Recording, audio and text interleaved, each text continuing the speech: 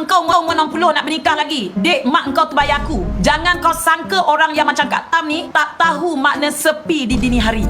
Engkau pula memandai-mandai nak menentukan ke mana hala dia nak pergi. Adakah kami warga tua tidak layak memiliki cinta?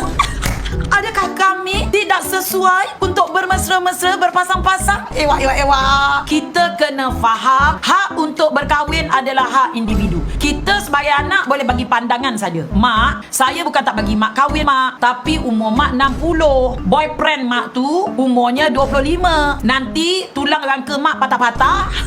Yang membawa mak ke hospital kami orang juga, mak. Tapi kalau mak bersedia untuk patah riuk, kita orang tak kisah. Takkan bagi pandangan macam tu. Mak cubalah kahwin. Kalau mak rasa tak bahagia besok, kita orang ada. Supportlah sikit mak engkau. Ini tidak. Engkau berbakat beramai-ramai. Kadang-kadang dia sepi deh.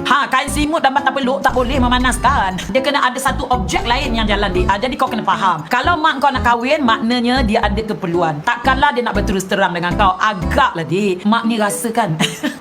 Kadang-kadang mak segan nak mak nak cakap. Takkanlah begitu.